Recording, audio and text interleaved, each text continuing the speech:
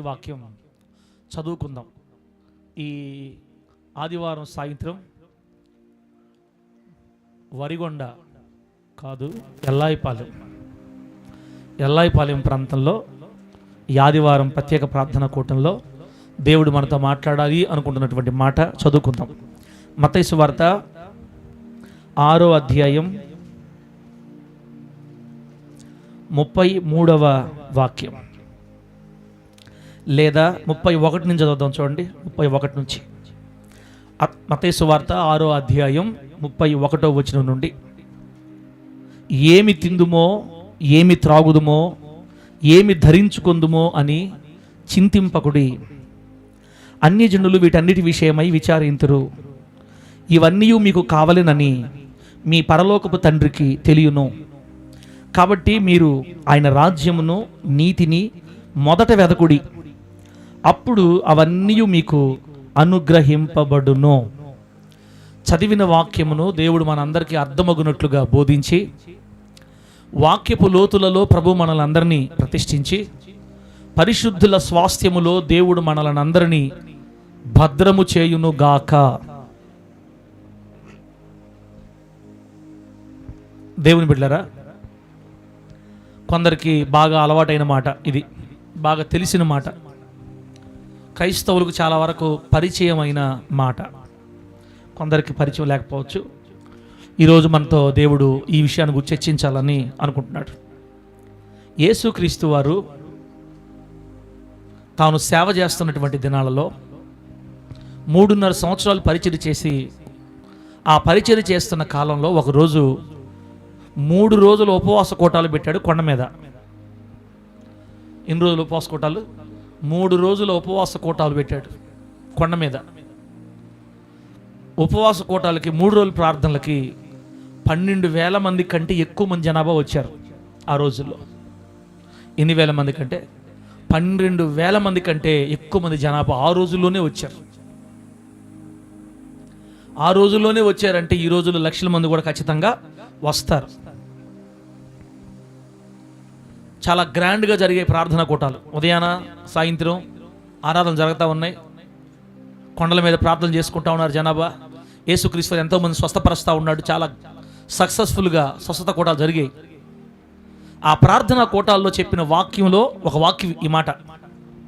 ఆ 3 రోజుల ప్రార్థన కూటాల్లో చెప్పిన వాక్యంలో ఇప్పుడు మనం చదివిన వాక్యం కూడా ఒక మాట. యేసుక్రీస్తు వారు మత్తయి సువార్త 5వ అధ్యాయం నుంచి మొదలుకొని 7వ అధ్యాయం చివరి దాకా ఈ 3 అధ్యాయాలు కొండ మీద చెప్పిన ప్రసంగం అంటారు మామూలుగా. ఏ ప్రసంగం? కొండ మీద చెప్పిన ప్రసంగం. కొండ మీద ప్రసంగం అంటారు. ఇప్పుడు మనం చదివిన మాట కూడా కొండ మీద ప్రసంగంలోనిదే. అంత మాత్రమే కాదు, కొత్త నిబంధన బోధ అంటారు అన్నమాట దీన్ని. 5, 6, 7 ఈ 3 అధ్యాయాలు కొత్త నిబంధన బోధ లేదా కొత్త నిబంధన బిడ్డలు అనుసరించవలసిన భక్తి అని. సరే, ఏదేమైనా ఆయన చెప్పినటువంటి ఆ వాక్యంలో నుంచి ఒక మాట మనం చదివాం ఇప్పుడు. అదేంటంటే, ఏమి తిందుమో, ఏమి త్రాగుదుమో, ఏమి ధరించుకుందుమో అని చింతింపకుడి. అన్యజనులు వీటన్నిటి విషయమై విచారింతురు. ఇవన్నీ మీకు కావాలనని మీ పరలోకపు తండ్రికి తెలియను అని ఆయన చెప్పుకుంటూ వెళ్ళిపోయాడు. మరి ఆ రోజుల్లో ఆయన విశదీకరించి మాట్లాడాడో ఎలాగే చెప్పుకుంటూ వెళ్ళో మనకు తెలియదు. కానీ పరిశుద్ధాత్మ దేవుడు మాత్రం అవుట్లైన్స్ రాయించాడు బైబిల్లో మనకి. యేసుప్రభు ఏం చెప్పారంటే, ఏం తినాలి, ఏం తాగాలి, ఏం కట్టుకోవాలి అని విచారిస్తారు ప్రజలు అని చెప్తున్నాడు. నిజమే, ఆ మాట అబద్ధమేం కాదు. ఇప్పుడు మనం ఉన్నాం ఇక్కడ, మనకు కొంతమందికి సొంత ఇల్లు లేవు. ఇప్పుడు మన మైండ్ ఎట్లుంటుంది? ఇల్లు ఎప్పుడు కట్టుకుంటాను. ఇల్లులు ఉండే వాళ్ళకి ఈ బాధ తెలియదు, ఇల్లు లేని వాళ్ళకి తెలుస్తుంది ఈ బాధ.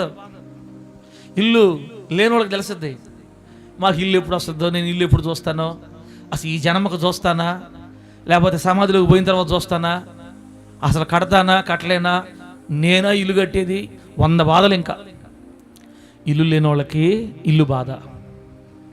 కొంతమందికి అంట ఏమి ధరించుకుందుమో అంటే, బట్టలు లేవు, నాకు సరైన బట్టలు కూడా లేవే, నెలల తరబడి మరి పాత చొక్కాలు, పాత చీరలే కట్టుకుంటున్నాను, బట్టలు ఉంటే బాగుండేది, మంచి బట్టలు. నా జీవితంలో నేను మంచి బట్టలు వేసుకుంటానా?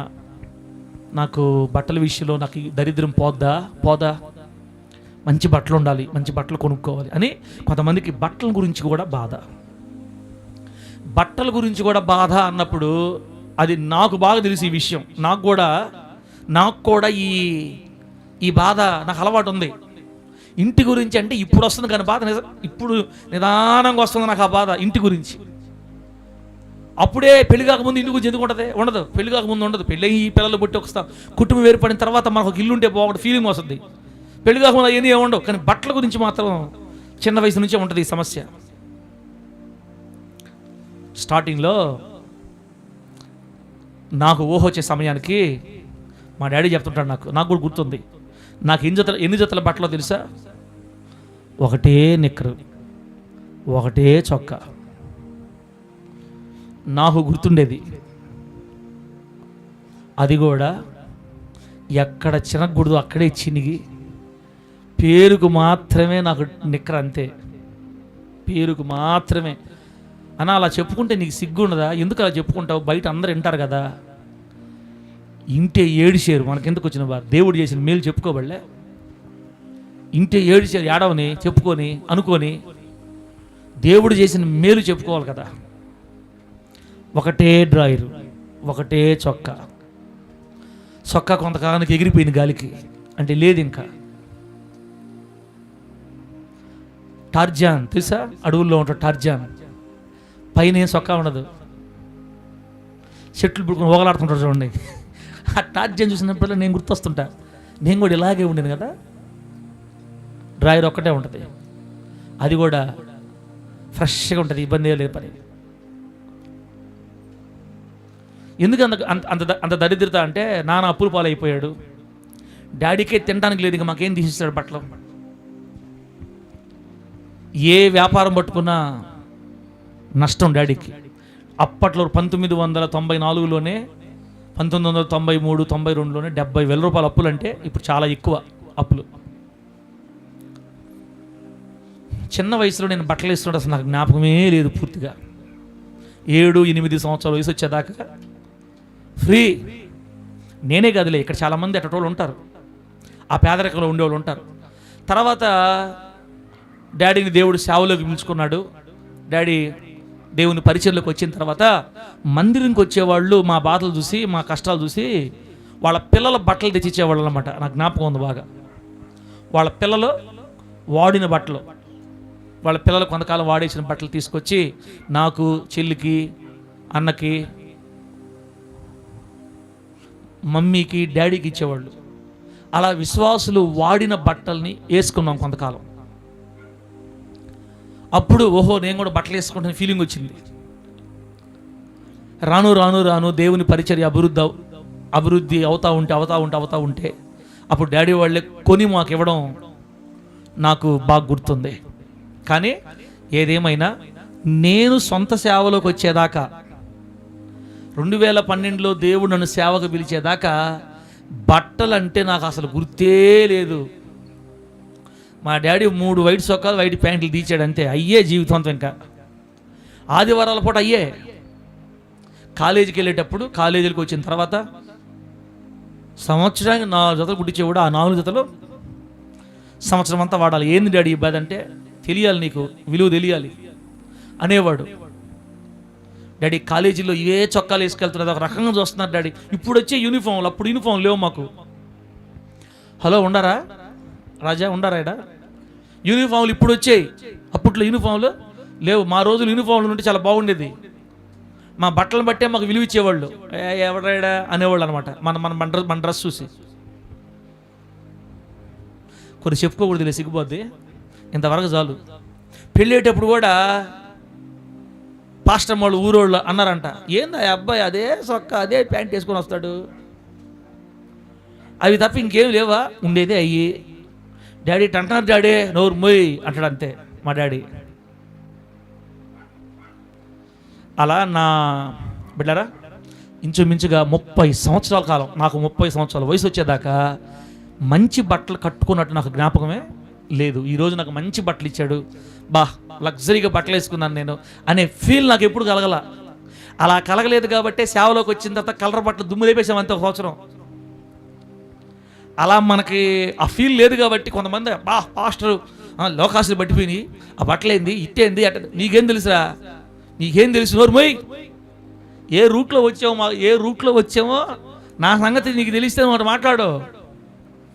నువ్వు పొద్దున్న లేస్తే మంచి తల్లిదండ్రులు బాగా తీస్తే మంచి బట్టలు వేసుకున్నాడు, నీకేం తెలుస్తుంది నా బాధ? 5 సంవత్సరాలు మామూలుగా వేసుకోలేదులే, ఒక రేంజ్లో వేసుకున్న మామూలుగా కాదు. ప్రభువున మనకి మహిమ కలుగును గాక. తీరిపోయింది. వారంకో చొక్క నేను కాదులే బిడ్డలు తీర్చినప్పుడు కూడా. ఇప్పుడు దేవుడు ఒక మంచి బట్టలు ఇస్తున్నాడని నేను ఇప్పుడు ఫీలింగ్లోకి వచ్చా. నాకు ఇప్పుడు 35+ దాటిపోయింది, 38 వచ్చేసింది కదా. ఇప్పటికీ నాకు మంచి బట్టలు దేవుడు నాకు ఇచ్చాడని ఫీలింగ్ కలిగింది. ఇప్పుడు నాకు అసలు ఆ మైండ్ లేదు. నాకు బటన్స్ ఉడిపోయిన బట్టలు ఉన్నాయి. సేవలో ప్రారంభంలో గుండీలు లేని షర్ట్లు చాలాసార్లు వేసుకున్నా, గుండీలు లేని షర్ట్లు, బటన్స్ లేని షర్ట్లు. ఒకసారి చూసుకోకుండా వేసుకున్నానా, ఆ జిప్ ఎప్పుడో జినిగిపోయింది, అసలు నేను చూసుకోవాలా. వాక్యం నిలబడి నాకేం తెలుసు, ఎగిరిగిరి చెప్తున్నా వాక్యాన్ని. చెల్లోళ్ళు నవ్వుకుంటా తలక కింద తెచ్చుకుంటే నాకు అర్థం కాలే, ఎవరు చెప్పే సైగ చేశారు, నాకు సిగ్గుపోయి అన్ని బాధలు పడితేనే ఏడదాకా వచ్చింది ఈ సేవ. ఆమె చెప్పండి గట్టిగా. ఒకటేసారి ఎవరు వృద్ధులకు రారు, ఒకటేసారి ఆశీర్వాదంలోకి రారు. నిదానంగా ఈ బాధలను దాటుకొని వస్తేనే కదా. ఏమి ధరించుకుందుమా అనే బాధ మాత్రం నాకు చాలా ఉండింది.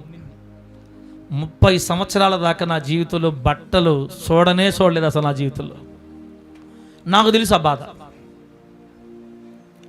వెళ్ళారా, ఏమి తిందుమా, ఆహారం ఎడ చేయాలి, పిల్లలకి ఎట్లా పెట్టుకోవాలి, కుటుంబాన్ని ఎలా సాగుకోవాలి, అది కూడా పడ్డాను నేను.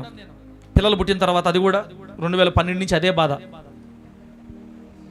నేనే కాదు, ఇక్కడ కూర్చొని చాలామంది బిడ్డలు కావచ్చు, ఈ వీడియో చూసి లైవ్లో చూసే బిడ్డలు కావచ్చు, చాలామందికి మన జీవితంలో ఉండే బాధలు ఏంటంటే ఏమి తినాలి, ఏమి తాగాలి, ఏమి ధరించుకోవాలి. తిండి, బట్ట, నివాసం ఎట్లాగా. ఒక మంచి ఇల్లు కట్టుకుంటే బాగుంటుంది, మంచి బట్టలు వేసుకుంటే బాగుంటుంది, మంచి బైకులు ఉంటే బాగుంటుంది, మంచి విలువగా ఉంటే బాగుంటుంది. ఇప్పుడు ఒక డ్రాయరు ఒక చొక్కా వేసుకున్నోడికి కారులో దెబ్బ ఎట్టుంటుందనా, కోతికి కొబ్బరి చెప్పించినట్టు. మామూలు కూడా కాదు, కోతికి కొబ్బరి చెప్పిస్తే ఏం చేయాలి అర్థం కాక దాన్ని అటు ఇటు తిప్పినట్టు అనుభవించిన వాళ్ళకి అర్థం అవుద్ది అనమాట ఆ బాధ. బిడ్డలారా, ఇటువంటి బాధలు ఉంటాయని దేవుడు యేసు ప్రభు వారు అప్పుడే ఎరిగి 2000 సంవత్సరాల క్రితమే చెప్పాడు ఈ వాక్యం. ఏమని? ఏమి తిందుమా, ఏమి ధరించుకుందుమా, ఏమి తాగదామా అని మీరు వాటి గురించి చింతించొద్దు బిడ్డలారా. వాటి గురించి చింతించేది ఎవరంటే అన్యులు అని చెప్పాడు అక్కడ. ఈ ఒక్క మాటను చదివిన తర్వాత ఇక నేను బాధపడడం మానేసి ఆ రోజు నుంచి ఏం తినాలి, ఏం కట్టుకోవాలి, ఏమి తాగాలి అని ఆలోచించే వాళ్ళు ఎవరంట? అన్యులు. అన్యులు వీటన్నిటి విషయమై విచారిస్తారు. అన్యులు అంటే అర్థం ఏంటి? యేసును ఎరగని వాళ్ళు అని అర్థం, యేసు ప్రభును నమ్మని వాళ్ళు అని అర్థం, యేసును దేవుడుగా కలిగి లేని వాళ్ళు అని అర్థం, యేసయ్యను నమ్ముకోని వాళ్ళు అని అర్థం, క్రీస్తును అనుసరించని వాళ్ళు అని అర్థం. ఒక మాట చెప్పాలంటే యేసులో లేని వాళ్ళు, క్రైస్తవులు కాని వాళ్ళు అని అర్థం. క్రైస్తవులు కాని వాళ్ళు వీటి గురించి ఎక్కువగా విచారిస్తారు, ఎక్కువగా బాధపడతారు, ఎక్కువగా దిగులు పడతారు, ఎక్కువగా అవే ఆలోచనలో ఉంటారు. ఎలా చేయాలి, ఎలా కట్టుకోవాలి, దాన్ని ఎలా చేయాలి, దీన్ని ఎలా చేయాలి, ఇది ఎలా చేసుకోవాలి, అది ఎలా చేసుకోవాలి, మంచి బట్టలు ఎలా తీసుకోవాలి, బిడ్డకి అవి చేసుకోలేకపోతున్నానే, నేటి రాలేకపోతున్నాను, మరటి రాకపోతున్నాను, ఈ రేటు లేకపోతున్నాను, అది చేయలేకపోతున్నాను, ఇది ఎప్పుడు కట్టాలి, అది ఎప్పుడు కట్టాలి. 24 గంటలు వాళ్ళ హృదయంలో అదే దిగులు దిగులు దిగులు దిగులు. వాళ్ళు విచారిస్తారు దాని గురించి, కానీ మీరు మాత్రం విచారించొద్దు. దేవునికి స్తోత్రం కలుగును గాక. గట్టిగా చెప్పండి హల్లెలూయా. ఏమి తినాలి, ఏమి తాగాలి, ఏమి కట్టుకోవాలని మీరు విచారించొద్దు. ఎందుకు ప్రభువా, మేమేం మనుషులు కాదా, మేమేమైనా కుక్కలమే అయింది, మేము కూడా మనుషులమే కదా, మాకుంటుంది కదా మైండ్, మాకు కూడా ఆలోచిస్తుంది కదా, మాకు కూడా కోరికలు ఉంటాయి కదా, ఎందుకు వద్దంటున్నావు నువ్వు అని అడిగితే ఆయన దానికి ఏం సమాధానం చెప్తున్నాడు తెలుసా? మీకు అవన్నీ కావాలని మీ పరలోకపు తండ్రికి తెలుసు. ఆమె చెప్పండి గట్టిగా. మీకు అవన్నీ కావాలని మీ పరలోకపు తండ్రికే తెలుసు. అబ్బా, ఈ మాట నాకు అర్థమైన తర్వాత ఇక దుఃఖపట్ట మానేసా, పూర్తిగా ఇక దిగులు పట్ట మానేసా. నువ్వు బట్టల నుండి షర్ట్ ఇస్తే బట్టల నుండి షర్ట్ వేసుకుంటా, నువ్వు గుండెలు లేని షర్ట్ ఇస్తే గుండెలు లేని షర్ట్ వేసుకుంటా. నువ్వు జిప్పుడే ప్యాంట్ ఇస్తే జిప్పుడే ప్యాంట్ వేసుకుంటా, జిప్పులేని ఇస్తే జిప్పులేదు వేసుకుంటా, నాకు సంబంధం వెళ్ళే. అవన్నీ మీకు కావాలని మీ పరలోకపు తండ్రికి తెలుసు. మరి నాకు కావాలని నా తండ్రికి తెలిసినప్పుడు నాకివ్వడా? ఇచ్చే రోజు రాదా? బిడ్డలారా, 30 సంవత్సరాలు నాకు ఎందుకు ఆ దరిద్రత నన్ను దేవుడు తీసుకొచ్చాడంటే, ఈరోజు ఇక నుంచి మనల్ని దేవుడు ముందుకు తీసుకొని వెళ్తాడు. ఒక 500 మంది సంఘం వచ్చింది అనుకోండి, 500 మంది మన సంఘానికి వచ్చారు అనుకోండి, ఓకే. ఎంతమంది 500 మంది నెల్లూరులో మన మందిరంకి వచ్చారు, 1000 మంది అనుకోండి, అప్పుడు మన సేవ లక్షలు దాటిపోద్ది. లక్షలు దాటిపోద్ది, కోట్లలోకి వెళ్ళిపోద్ది మన పరిచయం 1000 మంది అయితే. ఇప్పుడు ₹1,00,00,000 ఒకసారి కళ్ళతో చూస్తే ఏంది పక్షపాతం చేస్తుంది, నాకైతే పక్షపాతం. ఇప్పుడు అవన్నీ ఒకసారి చూశాను నేను, కొట్టుకుని పడిపోతా కింద, ఎందుకు ఇప్పుడు చూడలా, లేదా గర్వం వచ్చేస్తుంది. అందుకని దేవుడు ఏం చేస్తాడంటే, ఒక వ్యక్తిని ఆస్వాదించాలనుకున్నప్పుడు ఆ వ్యక్తిని బాగా నలగొడతాడు. ఫస్ట్ డబ్బు చూస్తే గర్వం రాకుండా, విలువైన వస్తువులు చూస్తే గర్వం రాకుండా, అది ఇది చూసి గర్వం రాకుండా, వాడు సచ్చిని పేర్లుగా అయిపోయేటట్టుగా బట్టలు లేకుండా చేస్తాడు, తిండి లేకుండా చేస్తాడు. కూర్చో దీవెనక మర్యాదగా ఏ సౌండ్ చెప్పకు. బట్టలు లేకుండా చేస్తాడు, తిండి లేకుండా చేస్తాడు, టిఫిన్ లేకుండా చేస్తాడు, పిల్లలకు బట్టలు లేకుండా చేస్తాడు, పిల్లలకు చదువు లేకుండా చేస్తాడు. అన్నీ నలగొట్టి మనిషిలో ఉన్న గర్వాన్ని మొత్తాన్ని వదలగొట్టి, బతుకున్నానంటే నీ దైనా చేస్తాడు మనుషులు. దేవుడు స్తోత్రం కలుగును గాక. గట్టి చెప్పండి హల్లెలూయా. నీవే లేకపోతే నేనేమైపోదునో, నీవే లేకపోతే మట్టికి మన్నైపోదునో, నాకెవ్వరు లేరయ్యా, మాకెవ్వరు లేరయ్యా అని వాడిచ్చి అప్పుడు ఇస్తాడు మనకు ఆశీర్వాదాన్ని. ఆమె చెప్పండి గట్టిగా, గట్టి చెప్పండి హల్లెలూయా. దేవుడు మనకేం చెప్తున్నాడంటే, నువ్వు ఏమి తినాలో, ఏమి తాగాలో, ఏం కట్టుకోవాలో, ఎలా నివసించాలో, నీకు నివాసం ఎట్లాగో, ఇల్లు ఎట్లాగో, బట్టలు ఎట్లాగో, తిండి ఎట్లాగో, నీకు నీ పిల్లలు, నీ భార్య, నీ జీవితం అంతా ఎలాగో, నీకేం కావాలో నీ పరలోకపు తండ్రికి తెలుసు. గట్టి చెప్పండి హల్లెలూయా. బిడ్డలారా, మీరు నమ్ముతారో నమ్మరో తెలియదు కానీ, ఒక్క 2 సంవత్సరాల నుంచే, అంటే 2024 అంతే, 2024 నుంచే ఇక నేను కొరత అనే పదం వినడం మానేశాను నా జీవితంలో. మీరు ఎడ చూస్తున్నారు, చెప్పుకో, మాకేం అవసరం అని చూస్తున్నారు. అయ్యా లైవ్లో ఉండే మీరా ఏమన్నా నాయన ఇలాంటి నేటెట్ లేరు. 2024 నుంచి కొరత, దీనికి తగ్గింది, దానికి తగ్గింది, దీనికి ఉంది, దీనికి లేదు అనే పదం లేదు. ఇప్పుడు నాకు తీసేసాడు దేవుడు పూర్తిగా దారిద్ర్యాన్ని. ఏం జరిగిందో నాకు తెలియదు, ఎలా జరుగుతుందో నాకు తెలియదు, నాకు అవసరం లేదు. కొరతలు తీసేసాడు దేవుడు. ఒకప్పుడు ఇంటి కోసం కూడా ఎదురు చూడాల్సి వచ్చేది. ఇప్పుడు అసలు ఆ బాధ లేదు. ఎలా కడుతున్నామో తెలియదు, ఎలా చేస్తామో తెలియదు. సమృద్ధిగా దేవుడు బిడ్డల చేత పెట్టిస్తున్నాడు, సమృద్ధి భోజనం పెడుతున్నాడు, సమృద్ధి బట్టలు ఇస్తున్నాడు. సొంత ఇల్లు లేకపోయినా మంచి ఇంట్లో పెట్టాడు దేవుడు. దేవునికి స్తోత్రం కలుగును గాక. చిన్న ఇల్లా పెద్దిల్లా? పెద్దింట్లో పెట్టాడు. రేపు ఇంకా పెద్దింట్లోకి మారతా ఏసునామలు 2 నెలల తర్వాత. కారు కూడా ఇంట్లో పెట్టాలి ఏసునామలు, ఆమెనంతే. బయట కూడా కాదు, కారులు ఇంట్లో పెట్టడమే. ఏమైనా కానీ ఇప్పుడు సొంత ఇల్లు లేదు, మంచి ఇంట్లో పెట్టాడు దేవుడు నన్ను. నాకేం తక్కువ చేయలా. 30 సంవత్సరాల క్రితం నాలో ఉన్న దరిద్రం ఇప్పుడు నాలో లేదు. ఇవ్వాలనుకున్నాడు, ఇస్తున్నాడు, ఇచ్చాడు, ఇస్తాడు. ఇంకా 2 సంవత్సరాల నుంచి నా చరిత్ర మారిపోయింది తమ్ముడా. దేవుడే మార్చాడు అంతే యేసునామంలో. నేను 2 సంవత్సరాల క్రితం వరకు పేదరికాన్ని దగ్గర నుంచి చూసా. ఒక 2-3 సంవత్సరాల క్రితం పిల్లల్ని కాలేజీ చేర్చలేక, డబ్బులు కట్టలేక ప్రైవేట్ స్కూల్కి గవర్నమెంట్లో వేసేసా మళ్ళా బిడ్డల్ని ఇద్దరు తీసుకెళ్ళి. చాలా దిగులు పడ్డా. ప్రభువా సరే ఏదైనా నీ చిత్తం కదా, నువ్వు చేయకపోతే నేనేం చేసేది, నా వల్ల ఏమవుతుంది. నలగొట్టాడు. ఎక్కడెక్కడ ఏమి నేర్చుకోవాలి, ఎలా ఉండాలి, ఎలా చేయాలి, పరిస్థితులు మొత్తం నలగొట్టి ఊపిరి ఆడకుండా చేసి ఈరోజు ఇంకా వచ్చి పైన పడిపోయినా కూడా ఏమో ఎలా జరుగుతుంది నాకే అర్థం కాదు. ఇంకా ఏమైనా జరగని అంత పెడుతున్నాడు, తినేది అంత ఇస్తున్నాడు, కట్టుకునేది, మైకు పట్టుకుని వాక్యం చెప్పుకునేది, ఇంత మాత్రం తెలుసు నాకు. ఆమె చెప్పండి గట్టి చెప్పండి హల్లెలూయా. టైంకి పెడతాడు, తినేది తల్లి, టైంకి ఇస్తాడు, కట్టుకునేది, మైకి ఇస్తే వాక్యం చెప్పేది, ఇంత తప్ప నాకు ఏమి సంబంధం లే. డబ్బు మీద మైండ్ లేదా, ఇల్లుల మీద మైండ్ లేదా, ఇస్తాడు. టైం వచ్చినప్పుడు ఇస్తాడు. ఇప్పుడు ప్రభు ఏం రాయించాడు? అవి మీకు కావాలని మీ పరలోకపు తండ్రికి తెలుసు. 2 అంతస్తులు ఇల్లు కట్టుకోవాలి నాకు కోరుకుంది. నేను కోరుకుని ఏం చేస్తాను? కింద పడి దుల్లాడతాను, నేను చేయలేను. అది నాకు కావాలని నా తండ్రికి తెలుసు కదా. ఆ సమయంలో దేవుడు నాకు ఇస్తాడని నేను నమ్ముతున్నా. ఆయన మన మహిమ కలుగును గాక. మీకు ఇల్లు ఇవ్వాలని దేవుడికి తెలుసు, మీకు ఇల్లు ఇవ్వాలని తెలుసు, నీకు ఇవ్వాలని తెలుసు, నీకు భార్యని ఇవ్వాలని దేవుడికే తెలుసు, నీకు పిల్లల్ని ఇవ్వాలని దేవుడికే తెలుసు. ఆ టైంలో ఇస్తాడు. తెలుగు చెప్తున్నానా, హిందీ చెప్తున్నానా? తెలుగే అనేవాడు హల్లెలూయా చెప్పండి గట్టిగా, చెప్పండి గట్టిగా హల్లెలూయా. అవి మీకు కావాలనని మీ పరలోకపు తండ్రికి తెలుసు. కాబట్టి దిగులు పడద్దు. అన్యజనులు విచారించినట్లుగా మీరు విచారించొద్దు. నాకు పెళ్ళి వద్దా, ఏ సంబంధం వస్తుందో, ఎట్టటి మనిషి వస్తాడో, ఆ మనిషి ఎట్టడిది వస్తుందో, ఈ లోకం చూసి ఎంత దరిద్రంగా ఉంది, అసలు అమ్మాయిలే మంచోళ్ళు కనపట్లా, అసలు అబ్బాయిలే మంచోళ్ళు కనపట్లా, ఏమో నా జీవితం ఎట్టయిపోద్దో అని ఆలోచించేది ఎవరంట? అన్యులు. అని దిగులు పడేది అన్యులు. వాళ్ళు విచారిస్తారు.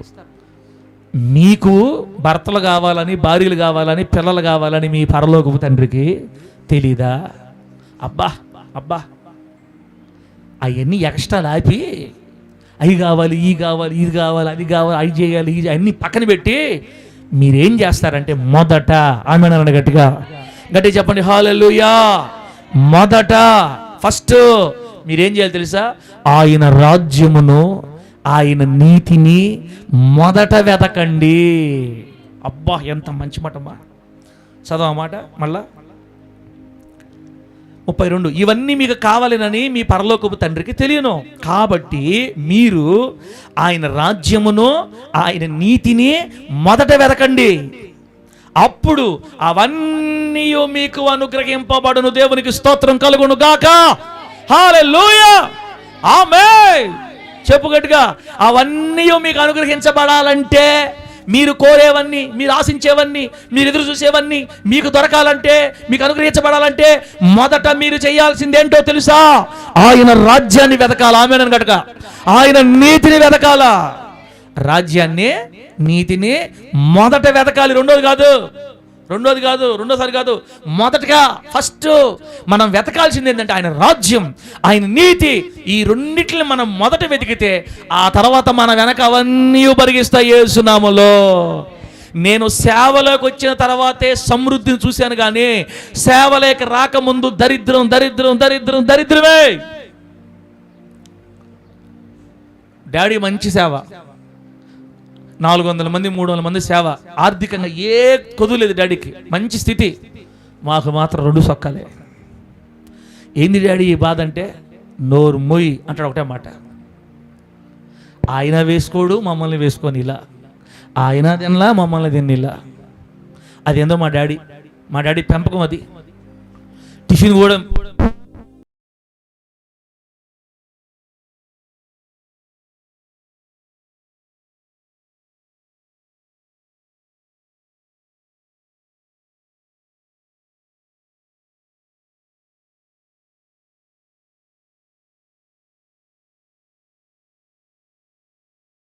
చెప్పేవాడు, ఏమి డాడీ పని, తింటే నీకు ప్రార్థన చేయలేవు నాయన నువ్వు, అన్ని రూల్సే మాకు, రూల్స్ అండ్ రెగ్యులేషన్స్ అన్నమాట. తిండికి, బట్టకి, అన్నిటికీ నలిగి దేవుని సేవలోకి వచ్చిన 10 సంవత్సరాల పైన, 12 సంవత్సరాల తర్వాత దేవుడు నిదానంగా ఈ రోజుటికి కొదువ అనేది లేకుండా నా దేవుడు చేసి నడిపిస్తున్నాడు. నేను ఆ రోజు దరిద్రత చూసా, చెప్తున్నాను కదా. ఈరోజు నా దేవుని మహిమ కోసం చెప్తున్నాను.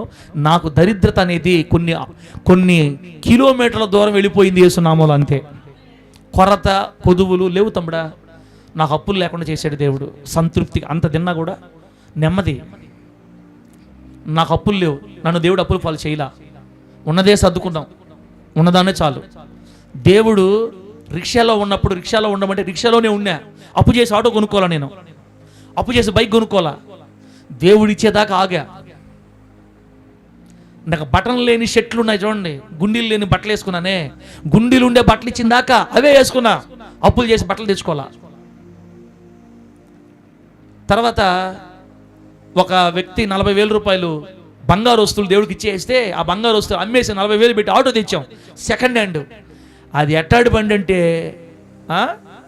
2 కిలోమీటర్ ఆగిపోతుంటుంది, 2 కిలోమీటర్లు ఆగిపోతుంటుంది అట్టాడి బండి అది. దాంతోనే 3 సంవత్సరాలు ఏగాం. ఏ రోజు అప్పు తెచ్చి బండి రీమోడల్ చేయించి 70,000 60,000 నేను పెట్టలా, దానికే పెద్ద నల్లగా పొగొస్తూ ఉంటే దాంట్లో సేవ చేసాం. గుండెల్లో నుంచి నల్ల పొగొస్తుంటే అదే సేవ చేసాం. లాస్ట్కి అది మా వల్ల పడలేక సింహపురి హాస్పిటల్ సెంటర్లో పొగ వచ్చేసింది, మొత్తం బండి అంతా పొగ అయిపోయింది, చచ్చిపోయింది. ఆ రోజు మరణించింది ఆ బండి. దాన్ని తీసుకెళ్ళి ఇనపకోట్లో సమాధి చేసామంతే. దాన్ని నమ్మితే ఎంత ఇచ్చారు తెలుసా? 10,000 ఇచ్చారు. ఆ 10,000 కట్టి పల్సర్ బైక్, ఇప్పుడు పల్సర్ బైక్ తెచ్చా. అక్కడికక్కడికే దేవుడిని తీసుకొని వచ్చాడు. నాకు ఇప్పుడు సమృద్ధిలా 2 సంవత్సరాల క్రితం నుంచే కొరత లేని జీవితాన్ని నేను, నా భార్య, పిల్లలు, కుటుంబంలో బిడ్డ మీరందరూ వచ్చారులే, ఇప్పుడు మీరందరూ వచ్చారు కాబట్టి దేవుడు ఆ కొరతలు లేకుండా సమృద్ధిగా అంత తిని తృప్తిగా బట్టలు కట్టుకొని పరిచయం చేసే భాగ్యం దేవుడు ఇచ్చాడు. ప్రభువుకు మహిమ కలుగును గాక. ఇంకా ఆల్రెడీ నా పేదరికం, నా దరిద్రత నన్ను వదిలిపెట్టిపోయింది. ఇక నెలకి సంవత్సరానికి సమృద్ధిలోకే ప్రభు తీసుకెళ్ళిపోతాడు యేసు నామములో. అంటే నేను దేవుని ఆశీర్వాదాన్ని అనుభవించడానికి నాకు 14 సంవత్సరాలు పట్టింది, 35 సంవత్సరాల పైన పట్టింది. ఏది? వాక్య సంబంధమైన జీవితాన్ని నేను అనుభవించడానికి. నీకేం కావాలో తండ్రికి తెలుసు, ఆయన మీకు ఇస్తాడు అన్న వాక్యం నాలో నెరవేరడానికి 37 సంవత్సరాలు పట్టింది వయసు. 12 సంవత్సరాల సేవ జీవితం పట్టింది. కొంతమంది ఇంకా ముందు ఇస్తాడేమో దేవుడు, నాకు తెలియదు. నాకైతే ఈ టైం పట్టింది. నేను ఎన్ని ఎందుకు చెప్పానంటే నా అనుభవాలు మీరు కూడా విని ధైర్యం తెచ్చుకుంటారని యేసు నామములో. గట్టిగా చెప్పండి హల్లెలూయా. కాబట్టి బిడ్డలారా, మీరు కూడా ఇదే బాధల్లో ఉన్నారా? ఇంట్లోకి ఎట్ట చేయాలి, పిల్లల్ని పోషించుకోవాలి, ఇల్లు కట్టుకుంటే బాగుంటుంది, ఒక ఇల్లు ఉంటే బాగుంటుంది, ఇల్లు కూడా లేకుండా ఉంది, ఒక ఆటో కొనుక్కుంటే బాగుంటుంది, ఒక బైక్ ఉంటే బాగుంటుంది, అట్లా ఉంటే బాగుంటుంది, ఇట్లా ఉంటే అది కావాలి, ఇది కావాలని మీరు అనుకుంటున్నారు కదా. ఇలా అనుకునేది ఎవరంటే, ఇలా బాధపడేది ఎవరంటే, రాత్రుల పూట నాకు ఏదైనా బాగా లేకుండా వస్తే ఎట్లాగా, నాకు డబ్బు ఇచ్చేవాళ్ళు లేరు, దేన్ని బట్టి నాకు అప్పులు ఇస్తారు, రేపు ఏదైనా బాగా లేకుండా వస్తే నా పిల్లలకి ఎడ చూపించుకోవాలి, ఇలా రాత్రుల పూట మనం ఫ్యామిలీస్ చూసుకుంటూ దిగులు పడుతుంటామే. ఇలా దిగులు పడేది దేవుని బిడ్డలు కాదు, ఇలా దిగులు పడేది అన్యులు. మీకు ఏ టైంలో ఏది కావాలో, ఎలా ఉండాలో పరలోకపు తండ్రికి బాగా తెలుసు. తప్పుడా నేను మళ్ళా చెప్తా. ఈ మధ్యకాలంలో ఒక చిన్న యాక్సిడెంట్ జరిగింది, చెప్పాను కదా ఒకసారి మీకు. కారుకి యాక్సిడెంట్ జరిగింది. అది గనక నిజంగా దేవుడు తప్పించకపోయిండుంటే చాలా ప్రమాదం ఇరుక్కునేవాళ్ళం మేము. చాలా ఇబ్బందులు పడేవాడిని. దేవుడి దయ ఎట్లుంటుందంటే, నా బిడ్డని ఎలా సేవ్ చేయాలి, నా బిడ్డని ఎలా రక్షించాలి, ఎంతవరకు నా బిడ్డ అనుమతించాలని అంతవరకు అనుమతించి అసలు ఏ మాత్రం కూడా ఇబ్బంది లేకుండా అలా చేయబట్టుకొని అలా పక్కన పెట్టేశాడు అంతే. ఆయన చేయకపోతే మనం పైకి లేయలేం. మీకు ఏది కావాలో మీ పరలోకపు తండ్రికి బాగా తెలుసు. కాబట్టి అది కావాలి, ఇది కావాలి, అవి తినాలి, ఇవి తినాలి, ఏం కట్టుకోవాలి, అవి కట్టుకోవాలి, బట్టలు బాగుండాలి, మంచిదే తమ్ముడా, ఉంటాయి ఆశలు. అవన్నీ మనం ఏం చేయాలండి, ఇప్పుడు 2వ ప్లేస్లోకి నెట్టేయాలి వెనక్కి. ఆమె చెప్పండి గట్టిగా. సెకండ్ ప్లేస్ నెట్టేయాలి, హోటల్ని ఉంటాయి. మనం ఎంత వాక్యం చెప్పుకున్నా ఒక్కోసారి దిగులు వస్తుంటుంది మనకి. అయితే వాటన్నిటిని మనం వెనక్కి నెట్టేసేయాలి. వెనక్కి ముందుకు దేని తీసుకురావాలంటే, అన్నిటికంటే ముందు మనం దేని గురించి ఆలోచించాలంటే దేవుని రాజ్యం. ఆమె చెప్పండి గట్టిగా. దేని గురించి ఆలోచించాలా? దేవుని రాజ్యం. ఆయన రాజ్యాన్ని వెతకాలి, ఆయన నీతిని వెతకాలి. ఈ 2 గనక మనం వెదిగితే అప్పుడు నీకేం కావాలో వాటన్నిటిని ఆయనే అనుగ్రహిస్తాడంట. అవన్నీ మీకు అనుగ్రహింపబడు. అప్పుడు ఎప్పుడు? దేవుని రాజ్యాన్ని, దేవుని నీతిని మొదట వెతికినప్పుడు అవన్నీ మీకు అనుగ్రహిస్తాడు. ఏదే? మంచి బట్టలు ఇస్తాడు, మంచి ఇల్లు ఇస్తాడు, మంచి నివాసం ఇస్తాడు, గూడు ఇస్తాడు, మరి భార్యని ఇస్తాడు, పిల్లల్ని ఇస్తాడు, అవన్నీ ఈ 2టికి యాడ్ చేసి పెట్టాడు దేవుడు. దేవునికి స్తోత్రం కలుగును గాక. ఎవరైతే దేవుని రాజ్యాన్ని, దేవుని నీతిని వెతుకుతూ వెళుతూ ఉంటారో వాళ్ళకి వెనక వస్తూ ఉంటాయి.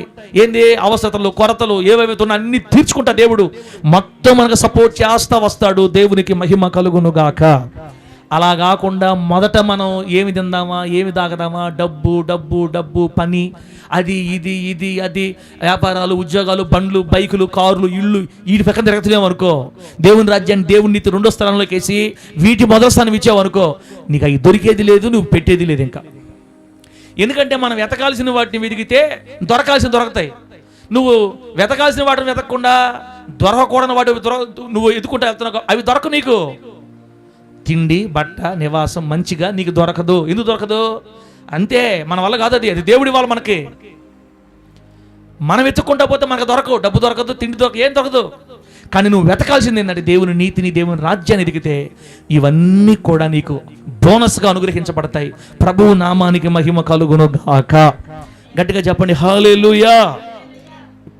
ఈ మాట, ఇదే వాక్యం యేసయ్య 3 రోజుల ఉపవాస ప్రార్థనలో చెప్పాడు.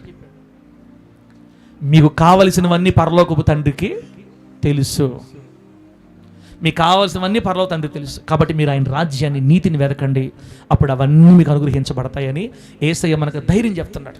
బిడ్డలారా, ఇంకా ధైర్యం రావడానికి ఏం చెప్తున్నాడంటే కాకుల గురించి చెప్తున్నాడు. చూడండి, కాకుల గురించి 26వ వచనం, మత్తయి సువార్త 6వ అధ్యాయం 26వ వచనంలో ఏముందంటే, ఆకాశ పక్షులను చూడండి, అవి విత్తవు, కోయవు, కొట్లలో కూర్చుకో మనుషుల్లాగా, అయినను మీ పరలోకపు తండ్రి వాటిని పోషించుచున్నాడు. మీరు వాటికంటే బహుశ్రేష్ఠులు కారా? ఎవరు చింతించడం వలన తన ఎత్తు మోరడు ఎక్కువ చేసుకోగలడు? దిగులు పడి ఫ్యాన్లు చూసి మనం ఏం సాధించగలుగుతాం? మీరెంత దిగులు పడినా, ఎంత బీపీ తెచ్చుకున్నా మనం ఒక్క అడుగు కూడా ముందుకు వేయలేము. దేవుడే సహాయం చేయాలి మనకి. కొంత నాలాంటి వాళ్ళు బట్టల గురించి, అయ్యో నాకు మంచి బట్టలు లేవే, వస్త్రములను గురించి మీరు చింతింపనేలా? అడవి పువ్వులు ఎలా ఎదుగుచున్నావో ఆలోచించండి. అవి కష్టపడవు, వడకవు, అయినను తన సమస్త వైభవంతో కూడిన సొలొమోను సైతం వీటిలో ఒకదాని వలనైనను అలంకరింపబడలేదు. నేడుండి రేపు పొయ్యిలో వేయబడే అడవి గడ్డినే దేవుడు ఇలాగో అలంకరించిన ఎడల అల్ప విశ్వాసులారా మీకు మరి నిశ్చయముగా మంచి వస్త్రములు ధరింపజేయును కదా. ఆమేన్, హల్లెలూయా. అడవి గడ్డిని, అడవి పువ్వుల్నే దేవుడు అంత చక్కగా అందంగా అలంకరిస్తే అల్ప విశ్వాసులారా దేవుడు మీకు మంచి బట్టలు ఇవ్వడా? కాబట్టి ఉన్న స్థితిలోనే బట్టల విషయంలో సంతోషంగా ఉండండి. టైం వస్తుంది, అప్పుడు మంచి బట్టలను ఇస్తాడు దేవుడు. నేను కూడా 12 సంవత్సరాలు, అంటే 12 సంవత్సరాలు బట్టలు నేను చొక్కాలు వేసుకోలేదులే. స్టార్టింగ్ 5, 6, 7 సంవత్సరాలు మాత్రం, ఒక 7-8 సంవత్సరాలు బట్టలు లేని చొక్కాలు, ఇస్త్రీ లేని బట్టలు. ఇస్త్రీ కూడా డబ్బులు ఉండేవి కాదు, ఐరన్ చేయించుకోవడానికి కూడా డబ్బులు ఉండేవి కాదు. స్టార్టింగ్లో నల్లగా మాసిపోయి నలిగిపోయి, ఆ నలిగిపోయిన బట్టలే తిరగతా ఉండేవాడు రోడ్ల మీద వేసుకొని. ఏం చేద్దాం మన పరిస్థితి అప్పుడు. ఇప్పుడు కదా ఐరన్ సొక్కాలు వేసుకొని తిరుగుతున్నామా? ప్రభు నామానికి మహిమ కలుగును గాక. చెప్పండి గట్టిగా హల్లెలూయా. నీకు ఇస్తాడు తమ్ముడు, అవన్నీ వస్తాయి. అవన్నీ రావాలంటే ముందు మనం ఏం చేయాలి తెలుసా? వాటిని ఎదగకూడదంట. దేవుని రాజ్యం, దేవుని నీతి, ఈ రెండింటిని వెదిగితే అవన్నీ కూడా అనుగ్రహించబడతాయి. నీకు మంచి ఇల్లు కావాలా? ఖచ్చితంగా నీకు మంచి ఇల్లు ఇస్తాడు దేవుడు. నీకు బైక్ కావాలా? ఇస్తాడు. కారు కావాలా? ఇస్తాడు. నీ బిడ్డలు మంచి భవిష్యత్తు కావాలా? ఇస్తాడు. వాళ్ళకి జాబులు కావాలా? ఇస్తాడు. వాళ్ళు దీవించాలా? ఇస్తాడు. అన్నీ అనుగ్రహించబడతాయి నీవు దేవుని రాజ్యమును, నీతిని వెదిగితే. అవన్నీ అనుగ్రహించబడతాయి నువ్వు దేవుణ్ణి వెదిగితే. హల్లెలూయా. పాస్టర్ గారు ఇంతసేపు చెప్పారు దాని గురించి. మరి ఆ దేవుని నీతి అంటే ఏందో చెప్పేస్తే, దేవుని రాజ్యం అంటే ఏంటో చెప్పేస్తే మేము చదువుకుంటాం వెన్నించి అంటారా? మేము చదువుకుంటాం వెన్నించి అంటారా? ఆ దేవుని నీతి, దేవుని రాజ్యం అంటే ఏందో చెప్పేసి నేను కూడా ముగించేస్తా. ప్రభు నామానికి మహిమ కలుగును గాక. చిన్న పల్లవ పడదాం తమ్ముడా, చిన్న పల్లవ పడదాం. ఇందా బడి తమ్ముడు, నా ప్రాణం బడి, ఆ ప్రాణం పెట్టు. ముత్తుకూరులో పాడిన పాట పెట్టు. ఉందా? తీసిపెట్టావా? నా ప్రాణమా కలత చెందకే, నీ దుఃఖ దినములన్నీ ముగియును త్వరలో. నా ప్రాణమా కలత చెందకే, నీ దుఃఖ దినములన్నీ ముగియును త్వరలో. నిన్ను బాధించు ప్రతికూలతలే కనుమరుగవగా, నిన్ను వెంటాడే శత్రుకేకలు తెరమరుగవగా. నిన్ను బాధించు సౌండ్ పెట్టు డేవిడ్డా, ఫుల్ పెట్టి అందరు గట్టిగా చప్పట్లు కొడతారు. దేవునికి స్తోత్రం. అసలే ఇది తగ్గించి మాస్టర్ పెట్టే ఫుల్గా. హల్లెలూయా. 14 వేళ్ళు తమ్ముడు దీన్ని సౌండ్ తగ్గించుకో ఫస్ట్. మాస్టర్ పెట్టి ఫుల్ పెట్టి ఇది తగ్గించి.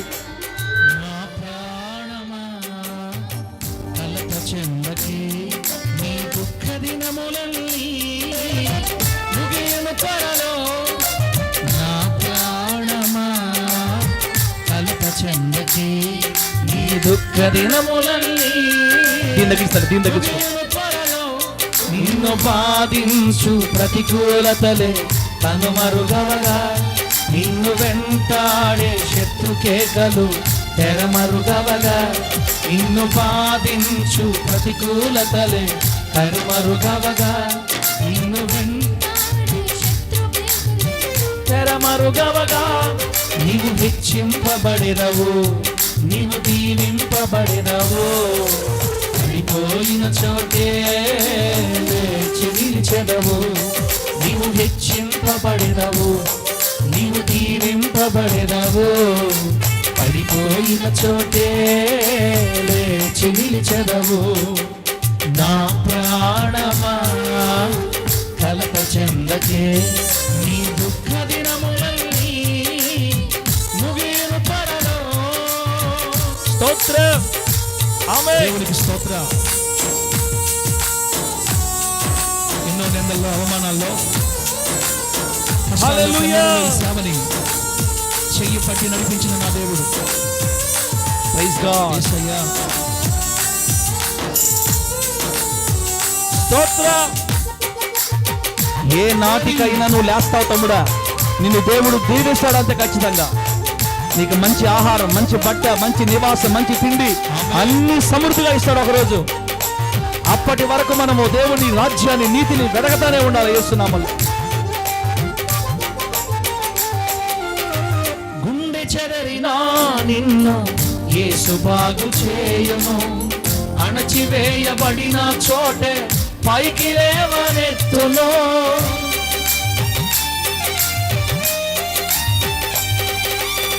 గుండె చెదరినా నిన్ను యేసు బాగు చేయును.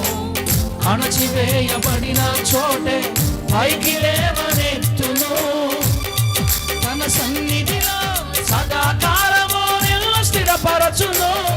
తన మహిమలోని ప్రతి అవసరము నిన్నుగా తీర్చును. తన సన్నిధిలో సదాకాలము నిన్ను స్థిరపరచును. తన మహిమలోని ప్రతి అవసరము నిన్నుగా తీర్చును. స్తోత్రం. నిశ్చయముగా నీ కన్నీరు తుడిచివేయబడును. మరి నిశ్చయముగా నీ కన్నీరు తుడిచివేయబడు. ఆమేన్. నీవు హెచ్చింపబడినవు, నీవు దీవింపబడినవు. పడిపోయిన చోటే లేచి నిలిచెదవు. హల్లెలూయా. నీవు హెచ్చింపబడినవు, నీవు దీవింపబడినవు. పడిపోయిన చోటే లేచి నిలిచెదవు. నా ప్రాణమా కలత చెందకే, నీ దుఃఖ దినములన్నీ ముగియను త్వరలో. నా ప్రాణమా కలత చెందకే, నీ దుఃఖ దినములన్నీ ముగియను త్వరలో. హల్లెలూయా. ప్రభు నామానికి మహిమ కలుగును గాక.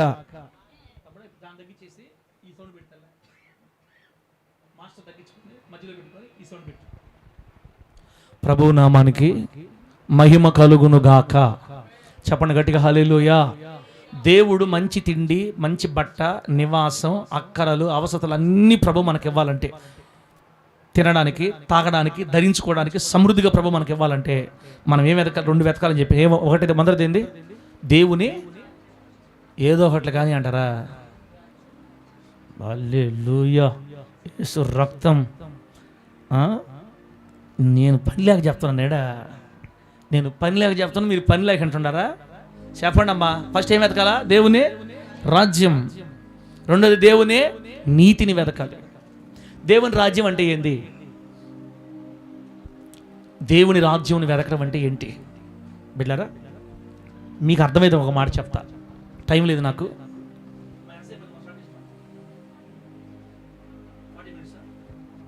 ఇక ముగిచేస్తా. దేవుని రాజ్యం అంటే అర్థం ఏంటంటే, ఓకే, అనగనగా ఒక రాజు కళింగ సామ్రాజ్యమును ఏలుచుండెను అని కథలు చెప్పుకుంటాం మనం. ఆ కళింగ సామ్రాజ్యానికి చోళుడు మొదటి రాజు అని. కళింగ రాజ్యం, మగధ సామ్రాజ్యం అని చెప్తుంటారు. మగధ సామ్రాజ్యానికి చక్రవర్తి పేరు ఏదో. పాత రోజుల్లో రాజ్యాలు పరిపాలించేవాళ్ళు. మన భారతదేశంలోనే చాలామంది రాజులు మన ప్రాంతాన్ని పరిపాలించింది ఊరేనా? ఇది విజయవాడ కృష్ణదేవరాయల, శ్రీకృష్ణదేవరాయలు. ఆయన రాజ్యం పేరు విజయనగర సామ్రాజ్యం. విజయనగర సామ్రాజ్యం అంటే ఈ చుట్టుపక్కల ప్రాంతాలు మన ఏరియా అంతా రాజు శ్రీకృష్ణదేవరాయలు పరిపాలించేవాడు ఒకప్పుడు. రాజు రాజ్యాన్ని పాలిస్తాడు. ఇప్పుడు భారతదేశం అనే రాజ్యాన్ని పరిపాలించేది ఎవరు? మన పిఎం ఎవరు? మన ప్రధానమంత్రి ఎవరు? మోడీ గారు కదా. ఆయన ఈ దేశం అంతటా పరిపాలిస్తున్నాడు. ఇప్పుడు ఆయన రాజు. ఈ రాజులు వేరులే, ఆ రాజులు వేరు. అప్పట్లో దేశం ఎలా ఉండాలో, ఏం చేయాలో, ఎలా ఉండాలో మొత్తం రూల్స్ అన్ని రాజే పెట్టేవాడు.